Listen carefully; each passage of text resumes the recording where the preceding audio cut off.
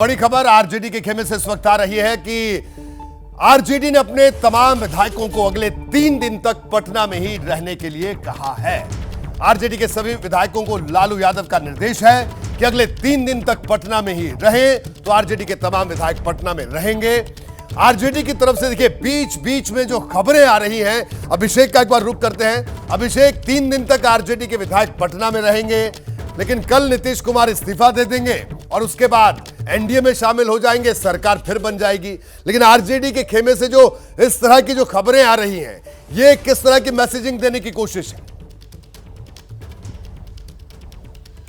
देखिए रोहित, एक 20 की लकीर है, वो समझना होगा। आरजेडी का ये स्टैंड क्लियर है कि जब तक नीतीश कुमार इस्तीफा नहीं दे देते तब तक आरजेडी कोई कदम नहीं उठाएगी, ताकि ये हो जाए कि पहला कदम नीतीश कुमार ने उठाया, ये जो टूटा है इसकी जिम्मेदार नीतीश कुमार। लेकिन जब वो टूट जाएगा, जब सरकार नीतीश कुमार इस सरकार से इस्तीफा दे देंगे और उसके बाद जब नौबत आएगी ट्रस्ट वोट साबित करने की, वो एक ऑप्शन रहेगा। और देखिए स्पीकर भी आज की तारीख में आरजेडी का ही है, उसको किस तरह से वो किस तरह से चेंज किया जाएगा, उसमें क्या कवायद होगी, ये बहुत सारी इंट्रिकेसीज है रोहित। लेकिन एक 20 का बेंचमार्क है, वो है नीतीश कुमार का इस्तीफा देना। उसके पहले और उसके बाद की जो सिनारियो है वो डिफरेंट हो सकती है, और इसीलिए 3 दिन तक रुकने की बात जो है वो सामने आ रही है रोहित।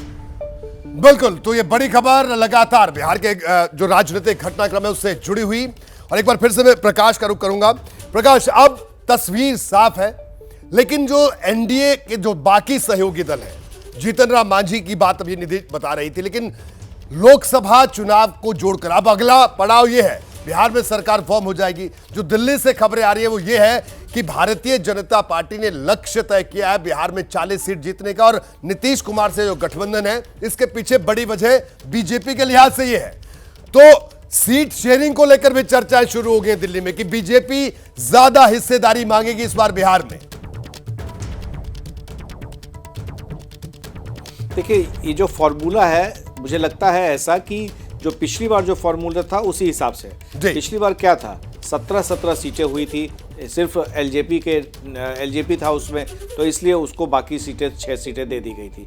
लेकिन इस बार ज़्यादा लोग हैं, ज़्यादा जगह बटेगी। जैसे जीतन राम मांझी हैं बिहार में, उपेंद्र कुशवाहा हैं, चिराग पासवान हैं, तो ऐसे में नीतीश कुमार और बीजेपी को कहीं ना कहीं या तो कॉम्प्रोमाइज़ करना होगा, या इन तीनों को जो नए इनके साथ आ रहे हैं, चिराग तो सबसे पुराने हैं, इन लोगों से बात करके शायद कोई गुंजाइश निकालने की कोशिश की जाएगी। ये भी बहुत टफ है, बिहार में सरकार बना लेना ये अलग बात है। हालांकि इसमें चिराग पासवान के कोई भी विधायक नहीं है, राष्ट्रीय लोक पार्टी के उपेंद्र कुशवाहा की पार्टी के कोई नहीं है, तो ऐसे में यहाँ तो कोई दिक्कत नहीं होगी।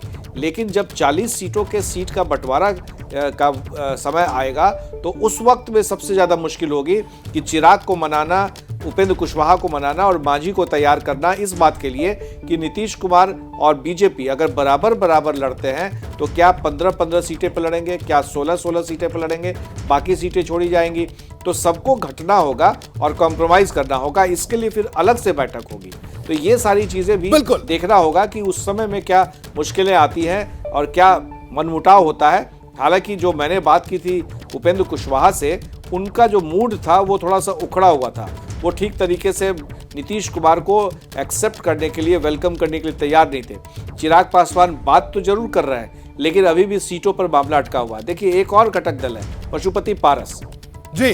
पशुपति पारस जो है वो केंद्र में मंत्री भी है मोदी मंत्रिमंडल में, तो उनको कैसे एडजस्ट किया जाएगा। तो ये जो बड़ा कुनबा तो बन गया है, बिहार में सरकार भी बना रहे हैं, लेकिन लोकसभा के लिए 40 सीटों में कहीं रायता न फैल जाए, ये भी सबसे बड़ा सवाल है रोहित। बिल्कुल, यानी बिहार में अभी ये तो एक फेज है, अगला फेज फिर शुरू हो जाएगा सीटों को लेकर, और वो एनडीए के लिए बड़ी चुनौती होगी, बीजेपी के लिए बड़ी चुनौती होगा अपने तमाम सहयोगी घटक दलों को मनाना। अभिषेक का रुख करूंगा। अभिषेक, आज जो नीतीश के घर पर चाय पार्टी होने वाली थी, उसको लेकर क्या अपडेट है? क्या वो टल गई है? क्या अपडेट है? निधि, आ रहा हूं आपके पास भी आ रहा हूं। कोई बड़ी खबर निधि के पास? अभिषेक जी बताएं। घर पे ही खड़ा हूं, आपको सामने की जी, सामने की तस्वीर में आपको दिखा रहा हूं, अभी जो सन्नाटा दिखाई दे रहा है वो बैठक जिसकी बात कही जा रही थी वो बैठक टल गई। हालांकि इतना मैं आपको जरूर कह दूं, इस बैठक के टलने का जेडीयू में किसी संकट से कोई ताल्लुक नहीं है। हमारी जानकारी कहती है कि जेडीयू के सारे विधायक इस सरकार के गठन के लिए नीतीश कुमार के साथ पूरी तरह इंटैक्ट हैं।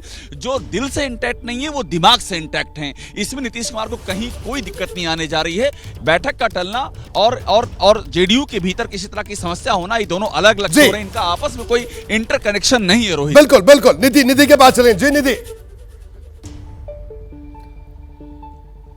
रोहित, देखिए इस वक्त मैं आपको एक खबर दे रही हूं कि हम पार्टी जिसने मोदी के साथ जाने का ये पब्लिकली ऐलान तो किया है, लेकिन हम पार्टी की तरफ से बार्गेन की जा रही है कि उनको 2 मंत्री पद मिले। और आपको बता दें, जब पिछली बार सरकार में साथ में हम पार्टी थी नीतीश के, तो 1 मंत्री यानी 4 विधायक पर 1 मंत्री जो कि संतोष सुमन थे, और इस अनुसूचित जनजातीय मंत्री थे वो, और इस बार 2 मंत्री पद चाहिए।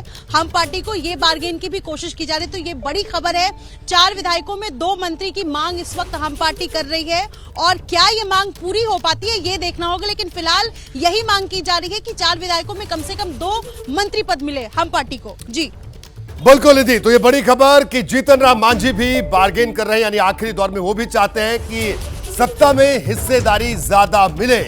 ये लड़ाई भी कल तक जरूर चलती रहेगी, क्योंकि हर कोई चाहेगा सहयोगी दल की हिस्सेदारी सरकार में ज्यादा मिले। जैसे ही घड़ी का काटा दोपहर 2:30 पे आए, बबीता जी का दिल सास बहू साजिश के लिए मचल जाए।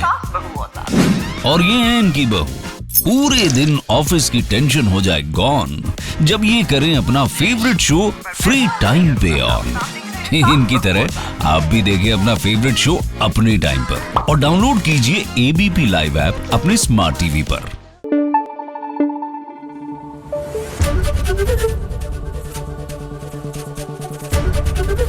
एबीपी न्यूज आपको रखे आगे।